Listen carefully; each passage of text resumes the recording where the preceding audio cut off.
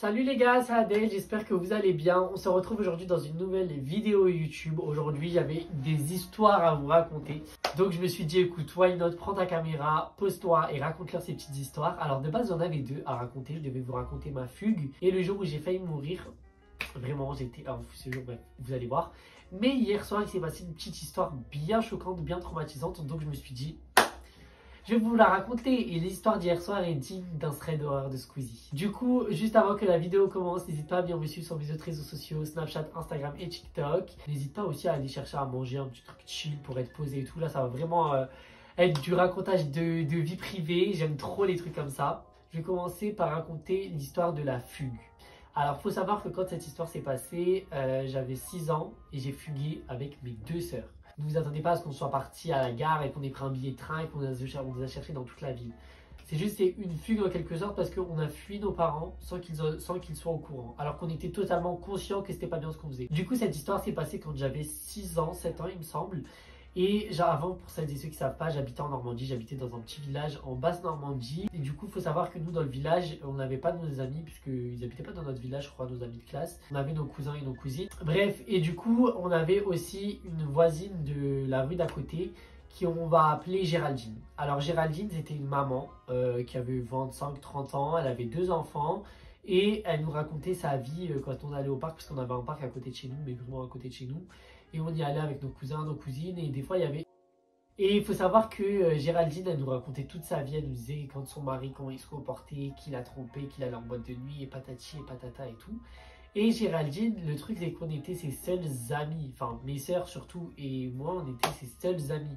Ça veut dire que nous, on était jeunes et elle nous racontait ça, genre c'est mes sœurs qui lui donnaient des conseils s'il vous plaît. Et genre faut vraiment savoir qu'on était vraiment des voisins avec Géraldine, genre on habitait là et elle habitait là, genre on était à 2 minutes de chez elle à pied, si j'abuse vraiment. Et un jour c'était l'anniversaire de Géraldine.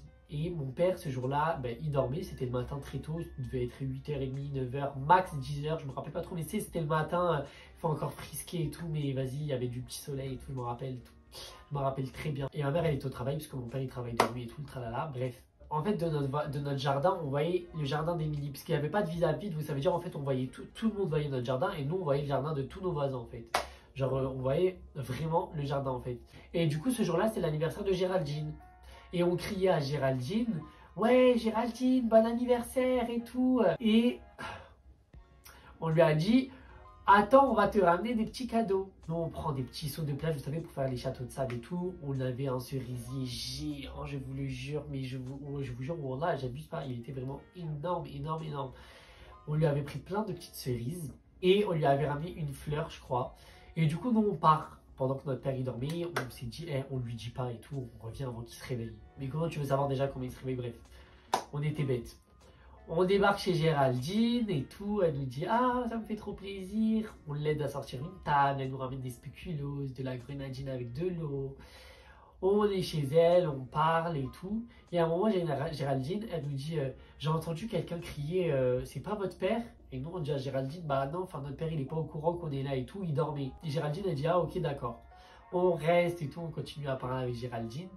Et au bout d'un moment, on se décide quand même de rentrer à la maison parce que là, on avait peur que notre père se réveille quand même. On part de chez Géraldine et faut savoir qu'il y avait un tournant. Donc ça veut dire, genre, il y avait un petit virage. Vous savez qui on a croisé au virage? Mon père. Ça veut dire, non, on sort de chez Géraldine, on s'est dit vite, on va rentrer à la maison et tout, avec notre père, il nous attrape et tout. On tourne là, mon père là, et il nous a défoncé. Il nous a crié dessus dans la rue et tout. Oui, vous étiez où? J'ai failli appeler les gendarmes, et patati, et patata, etc., etc. En arrivant à la maison, on était sur les escaliers. On s'était posé comme les Dalton sur les escaliers. Il y avait ma deuxième sœur devant. Au milieu des escaliers, il y avait ma dernière de mes sœurs et tout en haut, il y avait le dernier, genre moi. Et notre père, il nous a défoncé et il avait raconté à notre daronne, je crois, notre mère, elle nous avait engueulé. Je me souviens plus trop de la réaction de notre père, mais je sais qu'en tout cas, notre père nous avait défoncé, je vous le jure. Je crois qu'il nous avait même, après, on n'avait plus le droit de sortir, genre ça veut dire même pour aller au parc et tout, je crois qu'il nous avait interdit de parler avec Émilie et tout.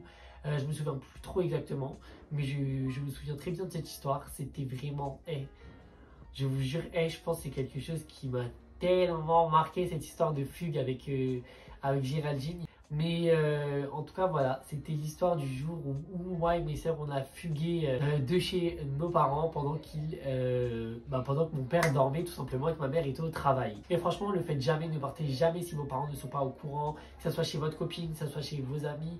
Ne partez pas si vous ne prévenez pas vos parents, parce que vu comment le monde tourne mal maintenant, même si vous ne pouvez pas les prévenir, attendez qu'ils rentrent. Et si ils travaillent et que vous ne pouvez pas les prévenir, vous sortez pas tout simplement, vous attendrez le lendemain ou la prochaine occasion pour partir. J'ai fini mon petit moment de prévention. Je pense qu'on peut passer à la deuxième histoire, et l'histoire du jour où j'ai failli mourir. Alors, faut savoir que cette histoire, elle est vraiment très courte, vraiment choquée. En gros, c'était un mercredi, et pour celles et ceux qui ne savent pas, avant, il n'y avait pas cours le mercredi. Donc ça veut dire que mes sœurs, quand elles étaient au collège, elles allaient en cours, et moi et mon autre sœur qui était en primaire, on restait à la maison parce que voilà. Encore une fois, histoire qui se passe quand mon père dormait et que ma mère était au travail, on décide de jouer au vendeur et à la vendeuse dans la chambre de mes trois sœurs. Parce qu'au bout d'un moment, elles ont décidé par dormir les trois ensemble. On jouait au vendeur et à la caissière ce jour-là.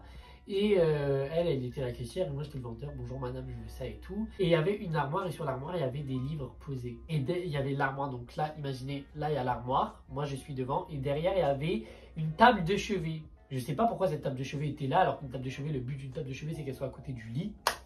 On va savoir pourquoi elle était contre le mur derrière. Et genre moi j'étais à fond dans mon rôle de client. Donc ça veut dire je dis à ma soeur, Madame, est-ce que je vais prendre le livre qui est en haut? Je monte et en même temps ma soeur me dit fais attention quand même. Et je monte sur l'armoire. Et vous savez c'est les armoires avec les tiroirs qu'on tire comme ça genre. Moi je décide de monter sur les petits boutons et tout. Au moment où je suis en train de prendre le livre, je tombe, l'armoire tombe avec moi, genre l'armoire me tombe dessus. Et vous savez où j'ai fini? Table de chevet basique. Il y a un petit carré comme ça, non, vide, où tu poses des petits trucs. Si tu veux poser de la déco, tu poses de la déco. Si tu veux poser un livre, tu poses un livre. Je suis tombé dans le trou de la table de chevet. Je vous le jure, wallah que je ne mens pas. Je suis tombé dedans, genre il y avait ma tête à l'intérieur et le reste était, il y avait une partie de mon corps à l'extérieur et l'armoire dessus. L'armoire elle est tombée dessus et ma soeur Miskina, elle essayait de la lever.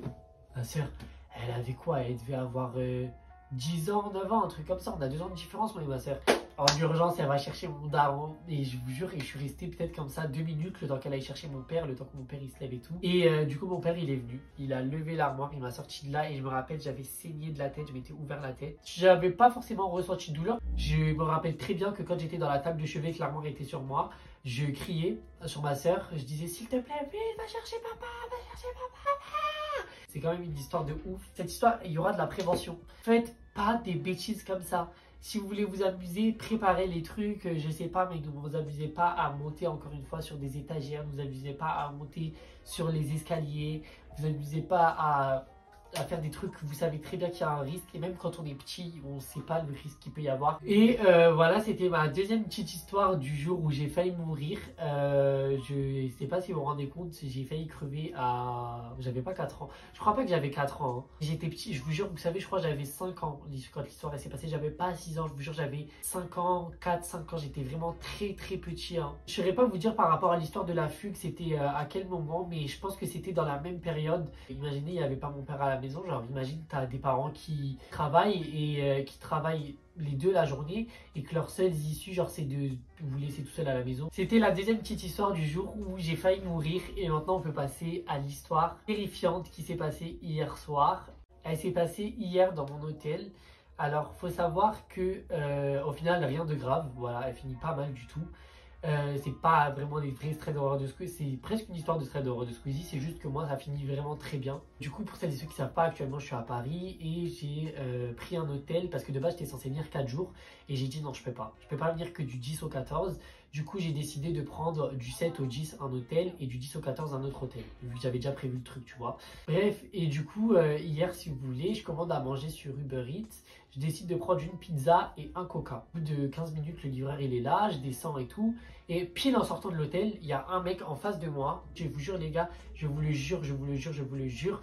Il avait une pizza dans les mains et un coca. Et il était en bouteille le coca. Je me suis dit, wesh purée, j'ai commandé un coca en bouteille, purée, ça va être chaud ça. Hein. Et je vois le mec qui mange la pizza. Je me dis pas, il y a le livreur Uber qui est en train de manger ma pizza, ma commande devant moi. Et en fait, je tourne ma tête et il y avait le vrai livreur. Du coup, je récupère ma commande, je prends mon petit sac et ma petite pizza. Je rentre dans l'hôtel et je vais dans l'ascenseur et j'appuie sur l'étage dans lequel ma chambre se situe. Et il y a le mec qui mangeait sa pizza dehors, qui arrive en courant et qui rentre dans l'ascenseur, qui me dit « Bonsoir, bon appétit ». et il appuie sur aucun étage. Genre, ça veut dire, moi j'ai appuyé sur mon étage, mais lui, il rentre dans l'ascenseur, il me dit bonsoir, bon appétit, il appuie sur aucun étage. Arrivé au 3e étage et tout, déjà, faut savoir que direct, j'ai capté, je me suis dit putain, faut que je fasse genre, soit je suis au téléphone, mais j'ai pas la force en fait, j'ai pas le courage de faire semblant d'être au téléphone, je sais pas pourquoi. Genre, en fait, c'est pas que j'avais pas la force, c'est que en fait, je me suis dit, je fais semblant d'être au téléphone ou quoi que ce soit. Justement, le mec, il m'a pensé que genre, je suis pas concentré dans le truc, donc ça veut dire que s'il me suit au calme, je vais pas calculer. Donc déjà de 1, genre il va pas penser que je suis vigilant sur lui. Arrivé au 3e étage, les portes de l'ascenseur s'ouvrent, j'allais pour avancer en premier, il me double, il passe en premier. Il se pose sur la mini table que je vais vous mettre en photo. Il se pose là et il dit purée, où est-ce que j'ai posé mes clés? Où est-ce que j'ai posé mes clés? Il les cherchait, il les cherchait. Et du coup, moi ce que je décide de faire, c'est que je tourne pour accéder à ma chambre. Et je pars en courant. Je vous jure les gars, quand je vous dis j'ai couru, je suis arrivé à ma chambre direct, j'appuie sur la porte pour que ça s'ouvre. La carte en fait, il faut savoir que la carte de mon hôtel, c'est pas tu poses 2 secondes la carte et ça s'ouvre. Il faut que tu la laisses au moins 5 secondes. Je vous jure, j'étais comme ça. Je regardais s'il n'était pas là, j'ai ouvert la porte, j'ai regardé s'il n'était pas là et il n'était pas là. Mais du coup, en fermant la porte, j'ai direct, je suis venu ici là où il y a la caméra. J'ai posé ma pizza et tout, j'ai raconté à mon pote Arminio. 1 minute, 2 minutes plus tard, j'ai entendu quelqu'un fermer sa porte et au final c'était le mec de l'hôtel qui du coup comme il avait les mains remplies, il pouvait pas prendre sa carte et accéder à l'ascenseur vu qu'en fait il faut utiliser la carte pour l'ascenseur. Mais du coup voilà, c'était quelque chose de très stressant, j'ai galéré à dormir, je vous le jure, je vous mens pas, là j'ai galéré à dormir. J'ai dormi avec cette lumière allumée comme ça, j'ai eu la lumière allumée comme ça toute la nuit. Mais du coup plus de bien que de mal, c'était quelqu'un de l'hôtel. Du coup voilà, c'était 3 petites histoires que j'avais à vous raconter aujourd'hui. La dernière était pas du tout prévue. Heureusement qu'au final j'ai pas tourné la vidéo, j'aurais kiffé vous la raconter. J'espère que cette vidéo vous a plu. Si elle vous a plu, n'hésitez pas à me dire dans les commentaires quelle a été votre histoire préférée. Et si vous avez déjà vécu des histoires similaires, n'hésitez pas à me le dire. Franchement, ça m'intéresserait de ouf. Juste avant que la vidéo finisse, n'hésitez pas à venir me suivre sur mes autres réseaux sociaux, Snapchat, Instagram et TikTok. Vous connaissez déjà la chanson. Et en attendant la prochaine vidéo dimanche, je vous souhaite tout le bonheur del mundo et à bientôt.